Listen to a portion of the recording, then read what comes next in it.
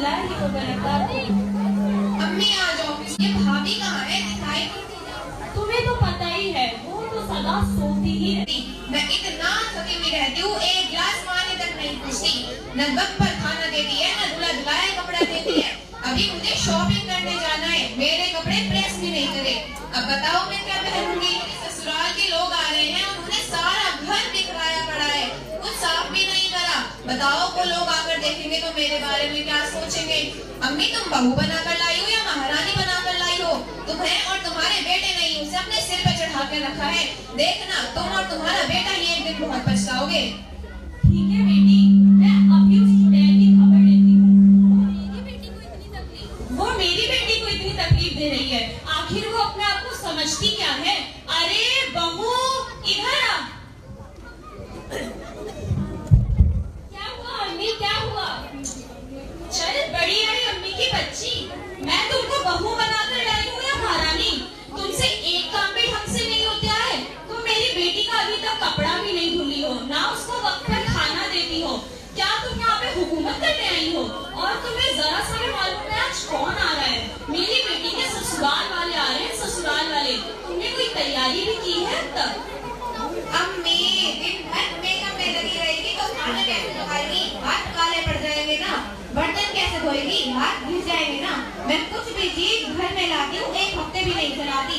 अभी मैं एक हफ्ते पहले क्रीम और साबुन लेकर आई थी, एक हफ्ते भी नहीं चलाया कि खत्म कर डाला। हाय अल्लाह, मैं तो इस घर में क्रीम और साबुन ला ला कर थक गई हूँ। कभी तुमने अपनी आंखों से देखा होगा तब ना। तेरी बाप लाकर देता है, तेरी माँ। तेरे घर में आने से मेरे घर की सारी बरकतें चली गई हैं। ये तो गलत बात है अम्मी। मैं तो वक्त पर खाना भी देती हूँ, कपड़े भी धुलती हूँ और रात में देर तक काम भी तो करती हूँ। चांदनी के बिस्तर पर क्या सो गई? आपने तो बखेड़ा ही खड़ा कर दिया। और रही बात मेहमानों की, तो उनको आने में तो अभी काफी वक्त है। सब तक तो सारा काम हो जाएगा इंशाल्लाह। और अकेले मैं ही थोड़ी इतना सारा काम कर लूंगी। आप और आपकी बेटी को भी तो हाथ बटा देना चाहिए। और आपको ये नहीं दिखता कि आपकी बहू की तबीयत खराब है और आप अपना और अपनी बेटी का ही देखती है। और रही बात क्रीम और पाउडर की, तो आपका ही बेटा कहता है कि बंठन कर रहा करो। और अकेले मैं ही थोड़ी इतना सारा क्रीम और पाउडर इस्तेमाल कर लेते, आप और आपकी बेटी को तो इस्तेमाल करते हैं। जरा अपना तो देखिए। अरे मनहूस, तुम मेरी बेटी के बारे में कौन होती है कहने वाली? तुमने अपनी आंखों से कभी ये चीजें देखी भी है? तेरा बाप तो लाकर नहीं देता है। चल अब तेरा यहाँ कुछ नहीं होने वाला है। अभी अपने बाप को फोन कर, एसी, फ्रिज, टीवी और बाकी सारा दहेज का सामान मुझे 1 महीने के अंदर चाहिए।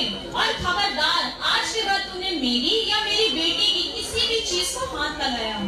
अम्मी अब तो जो हुआ मैं उसके लिए माफी चाहती हूँ। मेरी शादी के वक्त मेरे माँ बाप से जितना हुआ उन्होंने मुझे उतना दिया, अब मैं नहीं ला सकती। और शादी के वक्त आपने कहा था कि जहेज नहीं लेंगी, पर अब क्या हुआ अम्मी? ऐसा मत करिए मेरे साथ। तू क्या लाई है भिखारी? चल, अगर 1 महीने के अंदर सारा दहेज का सामान मुझे मेरे घर में नहीं मिला तो देख मैं तेरे साथ क्या करती हूँ। आने दे मेरे बेटे को, तुझे आज ही इस घर से बाहर निकालूंगी। चल भाग यहाँ से।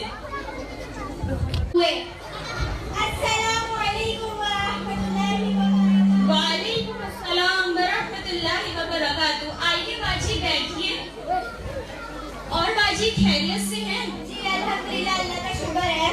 चांदनी जरा आओ तो, तुम्हारे ससुराल वाले आए हैं। ये लीजिए बाजी, आप चाय पीजिए। और ये देखिए आपकी नजर के सामने सारा जहेज का सामान रखा है। अरे ये सब क्या है? हम क्या खरीदने आए हैं? इसमें सोफा, एसी, फ्रिज, ये सब कहाँ है? आपा आप अपना सामान और अपनी बेटी अपने पास रखो, हम जा रहे हैं। अरे आपा रुक जाइए। हम जा रहे हैं। रुक जाइए।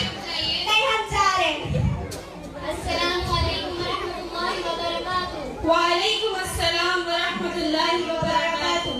अरे आपा आप लोग ये क्या दंगा फसाद कर रहे हैं? गली के चौराहे तक आपकी आवाजें जा रही हैं। अरे आपा क्या बताऊं, यहाँ की औरतें देखो कितनी चालबाज हो गई है। शादी से पहले कहती है दहेज का सारा सामान दूंगी, और अब देखो कैसे टाल मटोली कर रही है। देखो आपा, हमारे यहाँ दहेज वगैरह की रस्म निकाल रखी है। हमारे नबी सल्लल्लाहु अलैहि वसल्लम ने दहेज लेने और देने से लानत फरमाई है। हमें शादी में लड़की मिल जाए वही बहुत बड़ी बात है। अगर बेटी को भी बेटी समझा जाएगा। अगर ये सिलसिला चलता रहा तो दिन दुनिया तकलीफों में भर जाएगी। कल को आपकी बेटी की भी शादी होनी है, कल को आपकी बेटी ससुराल जाएगी और ससुराल वाले ऐसा मुकाबला करेंगे तो आप क्या करेंगी? हमने एक बार न्यूज में सुना था कि सास बहू की लड़ाई में सास ने अपनी बहू को जलाकर मार दिया। हमारे नबी सल्लल्लाहु अलैहि वसल्लम ने एक हदीस में इरशाद फरमाया, हर वो शख्स मोमिन नहीं हो सकता जिसकी वजह से उसका पड़ोसी तकलीफ में हो। आपा सोचिए, जब पड़ोसी के बारे में इतनी खरीद हो रखी है तो आपके खानदान का एक फर्द बन चुका है, उसके लानतें करना, उसके खानदान के लानतें करना कितना बड़ा गुनाह है। मेरी माँ बहनों से गुजारिश है कि अपनी बहन को बेटी समझे और अपने दिल में उसके लिए मोहब्बत के दरवाजे खोल दे। आपा आपने तो मेरी आंखें ही खोल दिया। मतलब तो हम अकेले में थे, एक दूसरे को जलील करना तो हमारी जिंदगी का पेशा ही बन चुका था।